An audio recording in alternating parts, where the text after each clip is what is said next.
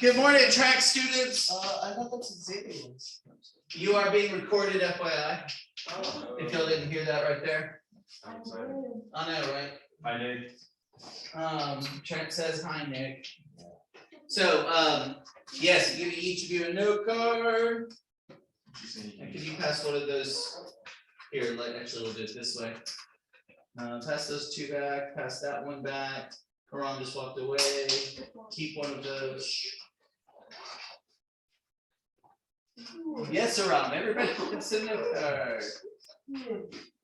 Wait, how many did you give them both away? I gave on one. Yeah. Okay. On the note card, put your name on the line side. That's always a big question. Line side, yes. And let me double check my questions here real quick. All right. Very good, very good. So as I mentioned, I'm going to ask you 3 questions, and then after that, we'll do remains of the day. On this first one, I don't want you to think. I don't want you to think too much, okay? I literally just want you to immediately think of a name and then respond. First famous person that comes to mind. Write it down. Okay? No, don't talk out loud. Write it down. First famous person that comes to mind. Write it down. Wait, what if 2 cameras are?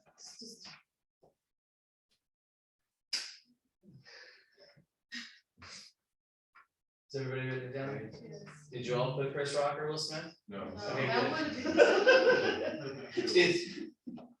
okay. Second,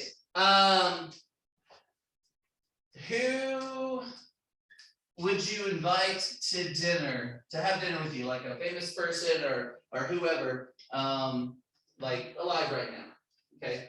If you could have anybody over to dinner. You got this one done. Yeah, you can think about this one a little bit. If you could have anyone over to dinner, who would that be? Oh, I know.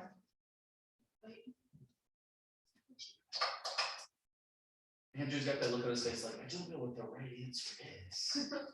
Not sure what the right answer is. Who would you have to dinner? Sorry, gotta milk it to the camera.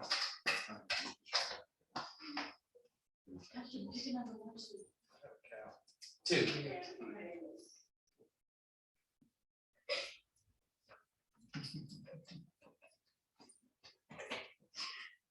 You go wrap that stuff out, yeah? Okay. And finally, number 3. Oh, why you Connecting number 1 with number 2 in the book. No.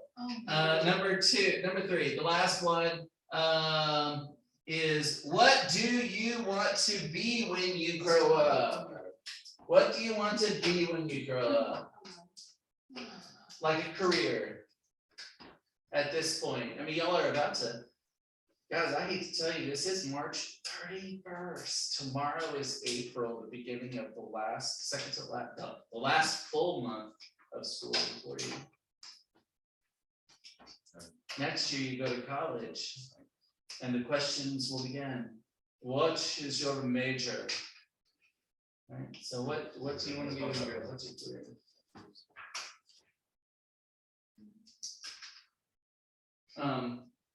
Obviously that's at this point. I mean, I'm not going to come to you in 5 years and go, sucker, you lied. That would be bad. Looks like that. That's the even we said. Yeah. Well, what are you doing? Yeah, I'm just kidding. Yes, I do want fries. Oh.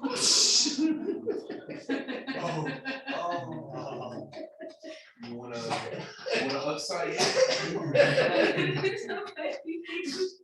That was mean, right? All right, let me have it. Oh my You wanna upside it? For There's actually a Burger University, so I mean that's. That sounds like I'm really doing fast food work. It's honest work. It's good stuff.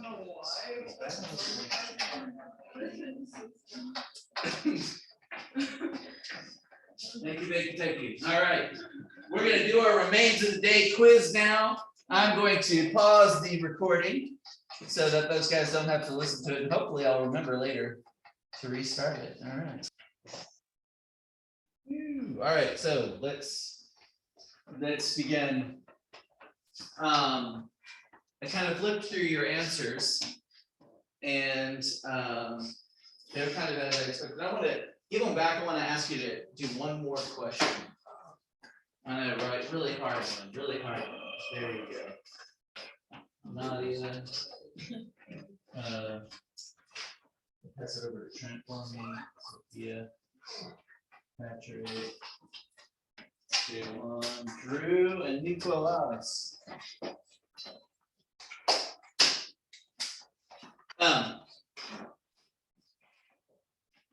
Fourth question for you. You got your career on number 3, right?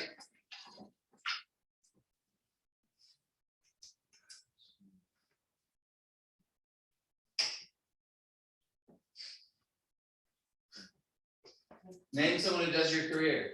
Anybody? Yeah. I mean, I asked for some famous people and stuff like that. Nobody put who does their career, so I don't think. I mean, there was one that might be close, but name somebody who does what you want to do.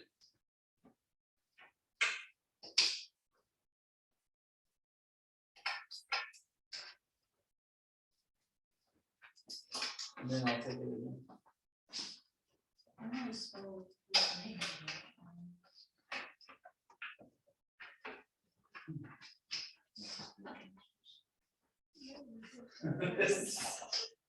That's funny.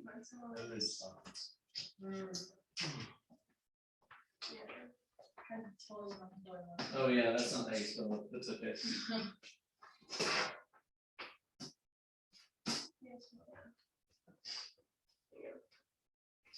Oh, so it is okay. I was wondering about yours. Did you put this?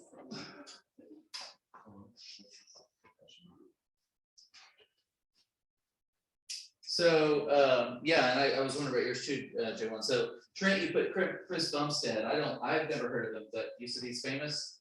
Yes. So what does he do? He's a physical trainer for He's an Olympic bodybuilder. Olympic bodybuilder. Awesome. He does personal training and that stuff. Okay, good. And then J1, you'd put Tim Cook, and your career was business administrator or accountant or lawyer, and yeah, Tim Cook definitely got that. So we've got some relatives, right? My brother, we've got somebody that, some of you, if you went into the medical field, you may go to somebody. My uncles, Dina's dad. I thought this was funny. Haram put my dad, and On put Haram's dad. And then I don't know Rhett Shull. Is that who is that? Yeah. Just a He then makes music. And Yeah. He's in a band. So I like to do this because I don't know, something that is almost kind of a mantra for me. I think we kind of tend to think, wouldn't it be cool to be famous? Wouldn't it be cool to be rich? I remember when I was in high school, I was like, you know what? I don't want to be wealthy necessarily. I just want to have enough money to where I'm comfortable, right? And that's kind of our thing, right? And that's kind of a moving target. It really is. It's kind of a moving target. We'll talk about debt in May, and I'm excited about that because I want to send you on your way with hopefully a few words of wisdom. But that fame part, most of us won't be famous, right? But I kind of like to reword it just a little bit and say that I am very famous in a very small circle. I mean, everybody here knows who I am, right? And I mean, it extends beyond that. And you've got, you just wrote down some names of people, some of whom are very famous and some of whom are not, right? But most of us aren't going into the fields that are going to, make us super duper awesome, rich and famous. These people up here, have certain measures for what makes them successful. But let's talk about Will Smith for just a second, right? What an interesting night for him. Obviously, everybody's talking about Will Smith since he kind of, tapped Mr. Rock on the face and said, please don't talk about my wife in a very calm way. And then later won his first Oscar. Right? I mean, it's kind of insane. If you're an actor, winning an Oscar is kind of the thing. There's a lot of actors that don't win Oscars. There's a lot of actors that are successful that don't win Oscars. First one that just popped into my head is Lily from the AT&T commercials. You know who she is, right?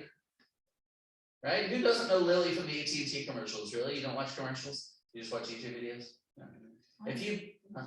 I don't think I know who that is. You don't know who that is? Who does not know who Like- Lily like from the people AT&T would like commercials to is? know. She actually is an actress too. I mean, but she's famous basically as the AT&T girl. If you watched any of March Madness, she was the one that was like getting subs, for her and stuff like that. So, I mean, if you saw it, you'd be like, oh yeah. If you've seen an AT&T commercial with a girl wearing a blue shirt, that's Lily. Right? I mean, that's just it. But she's not gonna ever win an Oscar for that. So here's my question, the reason we're talking about this. How does she know she's great? How does she know she's good? How does she know she's a good actor? How are you guys gonna know that you are a good whatever? This book that we're reading is about a butler, and he says, what is a great butler? And you may have been like, why do I care? Because you're all gonna be butlers in a way. You're not gonna be a butler, you might be a dentist, a cardiologist, a musician, a businessman, whatever you're gonna be, whatever it is you wrote down. How do you know if you're a good one or not? So besides just being rhetorical, let's talk about that. Because that's why, that's the reason I have us read this book. As you're about to go out into the world, there's two, like you're young and fresh and going off into the world. So my first question to you, and the reason I have you read this book is, how do you know you're great, right? How do you know you are, let's just stick with good / bad. Great. Great is something to aspire to, right? I aspire to be a great teacher. How do I know if I've achieved that or not? Okay. So what are some things? What do you think? Other people correct. Okay. So recognition of others, right? Good. Success of your life. How do you measure that? What is that? I mean, if you're a teacher, so basically the success of your work is your students graduating. Okay. Okay, we can put milestones maybe. For example, graduating students, all right? That's as a teacher. You said you wanted to be a cardiologist, right? So, Oh, I guess like milestones are kind of like my first milestone would be like my first surgery. yeah, how about he didn't die? Right, exactly. Okay, so for, successful procedures, I guess. Something like that, yeah. Years of service. I've been here 22 years. Wow, I can literally use the term decades, right? I mean, I've only been able to use that for like 3 years, right? But I have been here for decades. 2 is decades, it's plural. It's not a decade. It's not almost 2 decades, it's decades, plural. Decades plus, yeah. Someday I'll be able to say I've been here for half a century. And if I turn into a vampire, I will be able to say I've been here for a century. Just kidding.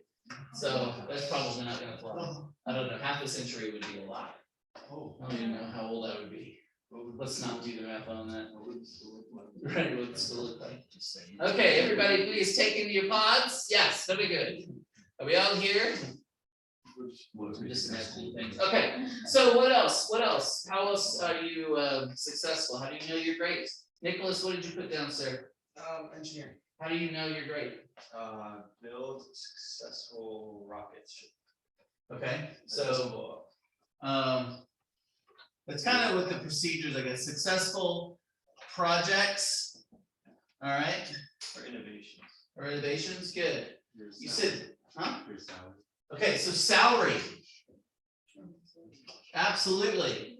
If they pay you, right? Salary and increases.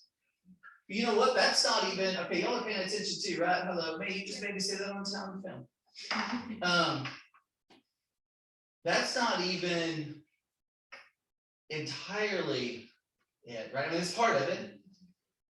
But what do you think this in a lot of places is based on? How long you been there? In fact, I'm in that profession.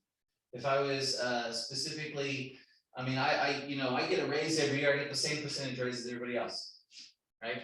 And if I'm at a public school, I walk in and I'm like, hi, how's it going? Like, let's say I decided to leave here. I don't want to leave, but let's say I decided to leave here and I go to a public school. I would walk in and they would say, how many years of service have you completed? Do you have your service record? And I'd be like, here, 23 and a half, because I did a year and a half somewhere else. And they would go tossing out the half, 23, okay, so that puts you here. That's it. Oh, you have a master's degree? Okay, so there's an extra dollar figure for that here. And I'm like, yeah, I'm really good. And they're like, that's great, that's awesome. And then some other guy comes in and is like, I've been teaching for 24 years and I have a master's. Good, are you a good teacher? No, I stink. Okay, well, you are in 1 year better and have a higher salary than that other guy. Wow, that's kind of lame.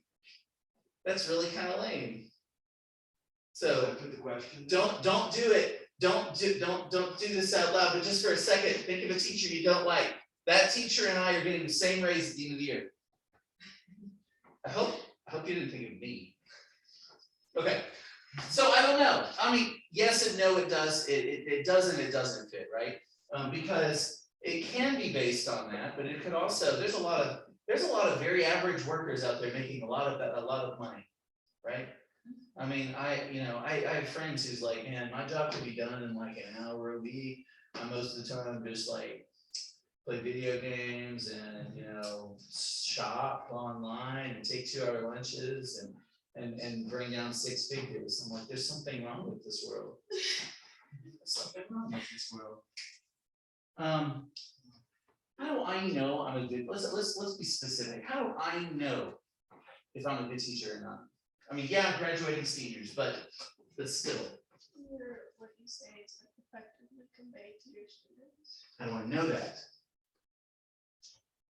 I would imagine if you're proud of your. Yeah, if I said something, you got to write on the test. That's a good step. Yes. I imagine if you're proud of your work and you're proud of what you do, Okay. you set standards for yourself. Right. And once you've met those standards, Okay. you know you're good or great. Self-evaluation, kind of. Did you have your hand up? No? No, I'm not touching that one, Mr. Moore. Yeah, that's good. Yeah. If you ladies are interested in dentists or orthodontists, cardiologists, if you've got customers, right? I mean, I guess that makes sense, right? Customers. It hurts, it's funny, I teach at a private school, y'all might know it, and you don't have to go to school here, right? If you're at Temple High, and there's a billion students over there, right? It's a big school. But even if you're at a small public school, you go there because you live in a certain spot. And I'm sure teachers hate to see students leave. I mean, I know they do. I've got a lot of public school colleagues and stuff like that in the speech and debate world, right? And so, yeah, it's painful when they have a student leave. But most of the time when they have a student leave, it's because the student is going to, they're moving, family's moving. Oh man, you're leaving? Why are you leaving? Oh yeah, my dad got a job somewhere else. And when we lose a student, it's like that, especially the military. We used to have a saying in forensics, was support the troops, stupid army, because we would have somebody here for 2 years and they'd be an awesome debater and stuff like that, and then the family would move, right? And so I'm like, that's awesome. Thank you so much. I talked to the Harper Heights coach about that one year, and I'm like, have you ever done that? She's like, oh, all the time. And I said, do you ever get some transfer in who says, hey, guess what I just did at my last school debate? I'd love to continue it here. And she said, no. And I'm like, I know, we're training everybody else's, team. What the heck?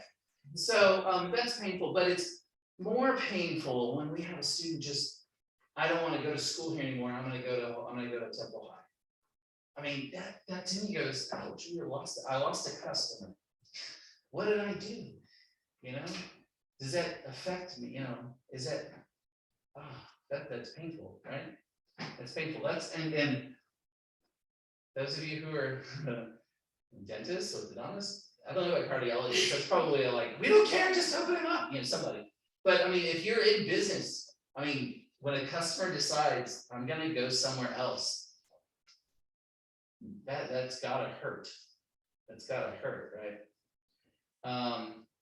What does it mean to be great? What does Stephen say it means to be great? He has that one kind of weighing mechanism, that society that kind of comes up with a list of butlers or whatever, but dignity, yeah, he mentions dignity in your profession. Okay. And what does that mean to you guys? Yeah. I mean, I joked earlier about fries, but y'all all have probably had the experience where you go to a fast food restaurant and the person behind the counter is good, knows what they want, knows what they're doing, seems to actually semi-enjoy it, and others who hate it. Have y'all seen that? I was really proud of Thomas when he worked at Walmart, because his coworkers and I even heard customers comment on it, and I saw him in action. I would go and I would stand in line, and we always, when we would go and he was working, we'd get in his line, right? Because we didn't get anything free, but I mean, it was just to see him and see him interact. I mean, because he kind of comes by, and honestly, right, we have no problems talking to people, and that's just how we are. And he viewed himself as being like almost on the stage. This is something I'm doing right now. It wasn't sullen, it wasn't silent, he wasn't angry. He was very positive. And because of that, he was always welcome back when he came back from college and stuff like that. So, but that was just, I mean, no matter what you do, you have that possibility of being that kind of person, having that dignity. I used to have an uncle or something, I can't remember, who said, no matter what you do, you have to enjoy it, you have to believe in it, you have to really just all in, even if you're digging ditches. So he said, if you're a ditch digger, you are still, do it the way it should be done. That was powerful. So I remember my first job was at Modern Cleaners, and I kept getting mad. They kept making me rack clothes. So the process is, you take clothes in, you're dealing with the customer, you put them in a bag, then later you're going to tag the clothes, which is, there's a slip with their name on it, and you attach, back in the old days, we did literally staple little tags to the clothes in places where they wouldn't be seen, like on a shirt, it'd be at the bottom of the lapel. Now they've got these barcode kind of things, which are kind of neat, but in some way you still have to tag the clothes. Whose pair of pants is this? You have to connect it, right? Then it goes and it gets dry cleaned, or it gets laundered, it gets pressed, it gets put on a hanger and in a bag, and then that has to hang somewhere. And it has to hang somewhere where you know where it is, because there's a lot of clothes. And then when a customer comes in, you pull their tag, and it has a number on there for where those clothes are, like the rack number. So we had a green, we had a black, and we had I can't remember, I don't know if it was a blue or not, but we had 3 colors. I know we had a green, I think we had a red, a green was over here, red was in the back, black was in the front. And it was putting the hangers on there, writing down the number. My fingers would get all nasty and black and stuff like that. And I had to do that. It was a little physical labor and all this kind of stuff. I wanted to deal with the customers. I thought I did that pretty well. I didn't like racking clothes. I did it, and I did it well. And that was kind of key, because if you wrote the wrong number down, as some people did, then you couldn't find the clothes. Dealing with customers when they're like, I don't know where your pants are. That's not fun. I complained about that to my dad, and my dad said, which do you think you get paid, which do you think pays better? Dealing with customers or racking clothes? And I said, probably dealing with customers. And he said, well, then look at it this way. You're being overpaid when you're racking clothes. Okay, that sounds good. I guess that works. I think it's probably more important when I'm up at the front talking to you guys than when I'm lesson planning. I still have to do it. So maybe instead of grousing out lesson planning, I'm getting paid more than I should for sitting there typing stuff. I don't know, something. But I think that the big question this book raises is, how do you evaluate yourself? How do you weigh yourself? That's why you're reading this book. It's not just because I want you to find out about butlers. It is to get you thinking. You're about to go on into a profession, and yeah. We've got some interesting things happening in this book. You've only seen part of it right now. But when Stevens, I'm not sure what I want to say yet. When, there seems to be a little trepidation as far as Stevens and Lord Darlington. You've seen just a little bit of it, and towards the end of the long chapter, he mentions that some people have said a lot of foolish things about Lord Darlington. You remember that passage? Somewhat. Let me see if I can find it real quick, because it's kind of crucial. He's got this big conference. And what's the purpose of the conference? Yeah, what did Versailles do? Put overly harsh regulations on the German people. Oh, let's not say overly harsh. That's what he thinks. Yeah, that's what he thinks, right? It ended the war, right? And in World War I, and it put some kind of sanctions on Germany, right? So, and then, yeah, Lord Darlington, and I'm not saying you're wrong necessarily, right? But just taking out the adjective, what did it do specifically with sanctions on Germany? That was bad, don't do that anymore, and here's a bunch of stuff. And Lord Darlington believes that it is too harsh. And so he's trying to, in some way, move people on that. We've got this big conference, and the idea of the conference is gathering people who can then go back to their countries and in some way persuade others that that it's too harsh. So if they're trying to persuade people that they're too harsh, what are they doing? What are they going to be arguing for? Policy change to what? To the Treaty of Versailles. Yeah. Like or legislation and stuff. To lighten up on Germany, right? Germany's not so bad, right? Why'd you laugh? Yeah, what happens after this conference? Oh, World War II. Which makes Darlington what? Dead wrong. Dead wrong.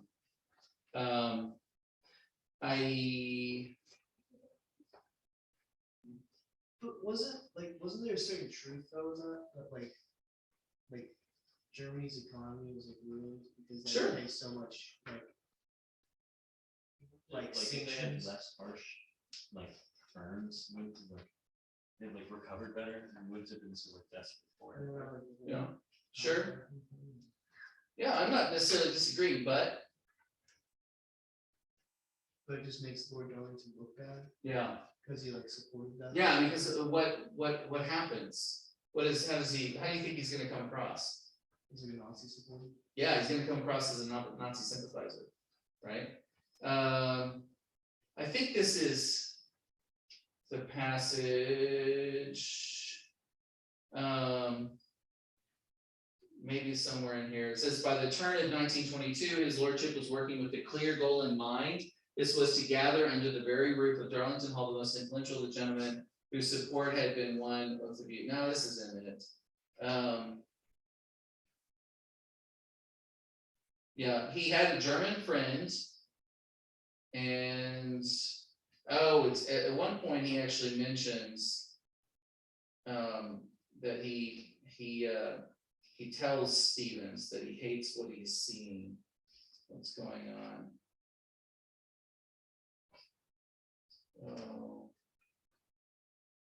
I can't find it now, of course, but there's a little hint. The reason I like to talk about this book as an epiphany is that he says a lot of people are saying a lot of nonsense about Lord Darlington, but he had good intentions. It was all about kindness. It was all about trying to do the right thing. Okay.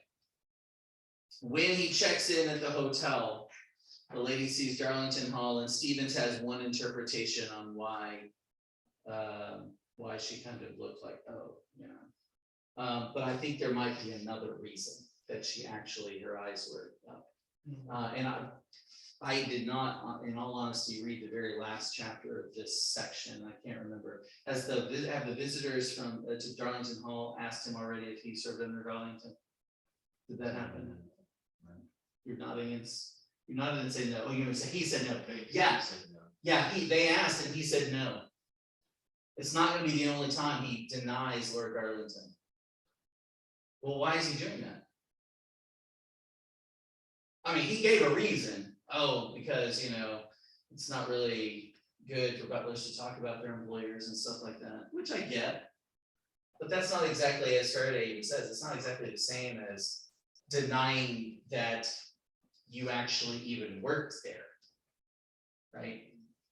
I mean, think about any kind of, in my profession, the big scandal that happens in the teaching profession right now, very sadly, is sexual relations between student and coach or teacher, right? I mean, that unfortunately happens. When we had district here last month in February, Caney Creek High School was here. And one of the coaches from the debate coach came in and said, okay, we got a little problem. I said, what is it?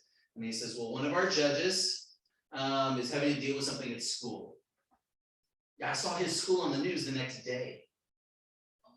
Yes, it was right there. It wasn't the judge and it wasn't the debate coach. It was like a baseball coach or an assistant baseball coach who came out that he had an inappropriate relationship with the student. That's on the news. So now I'm looking at this debate coach and it's like, hey, did you work with that guy? No, I didn't work with that guy. But I did work at Caney Creek. Yeah, no, I came afterwards, I mean, you're tied to that scandal. You work there. You work at the school where the bad guy was. Oh, I came afterwards. That wasn't me. I can understand why Lord Darlington would, not Lord Darlington, why Stevens would kind of deny Lord Darlington. That name means something now. Even if, we can argue about the past, would it have been different if? The fact of the matter is, right? He argued to lighten up on Germany. Germany then started World War II. Germany killed Jews, right? Germany did a lot of bad things. And they go back and say, in the 20s, you were saying we should be nicer to Germany. That doesn't come off very well. That's very harsh. And now, don't forget, Stevens has spent his entire career there. God forbid a scandal like that ever happened to Holy Trinity. I've worked here 22 years. It's kind of scary to think. What if something like that were to happen here? Do you work at Holy Trinity? Oh, that Holy Trinity. No, that's not it. And it's not. Slato High School has had one of those. A lot of schools have had one of those. Columbine High School exists still. You only know the name for one reason. Right? Y'all do know that name, right? Yes. It's not too dated. It was like the most famous one. Columbine shooting, the school shooting. A lot of these, it's really sad, but most of the time, if you know the name of a school, it's because of a shooting. Right? Have any of you ever heard of Sandy Hook? Yep. Sandy Hook Elementary? Yeah. Actually. It's sad that we know some of these names because of these big scandals. But I mean, there are teachers, there are students like doing good things today there, right? Stevens is a great butler who happened to work for a guy that was mistaken. That's rough. How do you live with that? How do you live with that? That's what this book's about. All right, so how do you know you're good or great? This is pretty good. These are pretty good. But it's hard. It's kind of an ever-growing question. It is, it's always there. I don't understand when I read and hear about famous actors, authors, whatever, who had all of this kind of self-doubt. F. Scott Fitzgerald to me wrote an absolute genius masterpiece in The Great Gatsby and died believing he was a failure. You know, I mean, that's, I don't understand that. How do you know you're a great author? And I'm like, oh, F. Scott, this is amazing. You don't understand this book that you've created. And I mean, he thought it was good and he wanted it to be new and everything like that, but it didn't sell well at first and all this kind of stuff, and he died at 44. I mean, he was a young guy. I mean, holy cow, and just for him for so many authors to be alcoholics and suicides and all this. I'm like, wow, that's powerful. How do you know if you're good or great? That constant evaluation. And maybe even on the other side, is that even something you should worry about? I mean, what is Stephen's greatest moment that you've seen? When his dad died. When his dad died and he kept working, right? And Stevens kept it together, kept working. And part of me goes, okay, but what? I think he might have missed something, I hope I've been a good father to you. What is Stephen's response? I'm glad to see you're feeling better. Right? I'm glad to see you're feeling better. I really must get down. I mean, not even a yes you have, not even a thank you. Interesting too, Stevens is the son, right, of a butler. Many of you put down relatives as far as who else has that career, a relative, following the family tradition. That's good. I mean, hopefully if your dad is passing away, Haram, you're not gonna be like, yes, I'm glad father's feeling well, I gotta go fill this cavity, okay? So this kid over here is crying, so yeah, you good? All right, yeah, I'm going over here now. That was so messed looks up. like some I was braces. like, he's clearly dying. Like, if Yeah. somebody tells you like the final statement like that, like you gotta like. I was like, oh, he's gonna die in the next like whatever, Right. however many pages. Yeah, and I mean, I think, fortunately, I think for most of us, I mean, yeah, we're gonna serve, right? We're gonna serve somebody, we're gonna do something. The butler, I mean, seems to always be on. So, I mean, if we have time, we do allow time to grieve.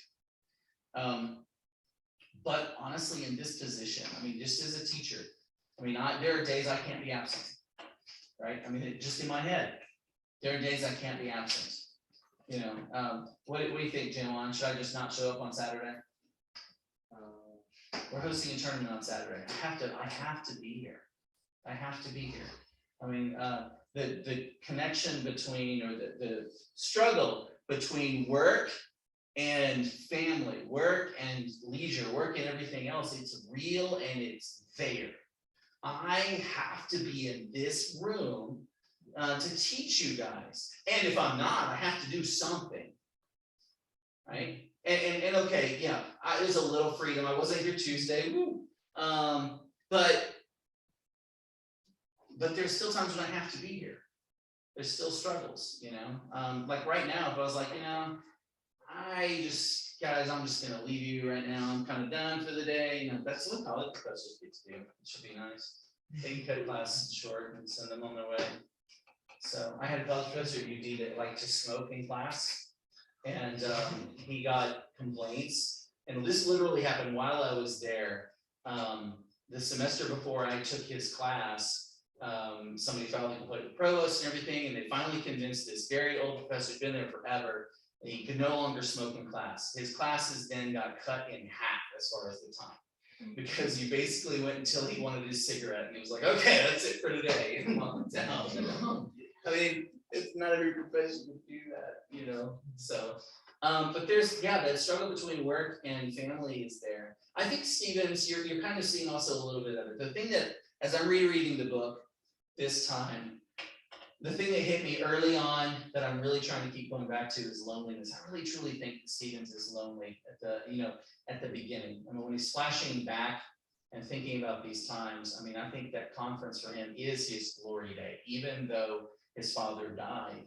I mean, it was a huge affair. I mean, he talks about how nice it was seeing the banquet hall full, and seeing all of these extra, servers from other people in the house. I mean, just the pandemonium in the kitchen. I think he enjoyed all that. And now he's like serving with 2 other people, 3 other people. I mean, it's never like that. It's just not the same. I think he misses it. He misses his glory days. And yeah, there's a little maybe romance thing. So it hasn't fully developed yet, but hopefully you've seen a little bit of the tension. Sometimes when guys and girls like each other, they're mean to each other first. Are you all familiar with that concept? Are you currently practicing that concept? Anybody? No? Ron, who you mean to these days? Y'all can tell me later after she. All right, good. What other things are you interested in? What questions do you have, or what have you noticed about the book? There's a lot of themes going on in here. Definitely, the idea of dignity is going to come back up multiple times. Honor is going to come back up multiple times. And yes, there is a political kind of thing, although that's you've pretty much seen most of the political thing right now. So yeah, good stuff. Off we go. Those of you at track, good luck. Hope you ran fast. Watch this video. Put that on at the end so that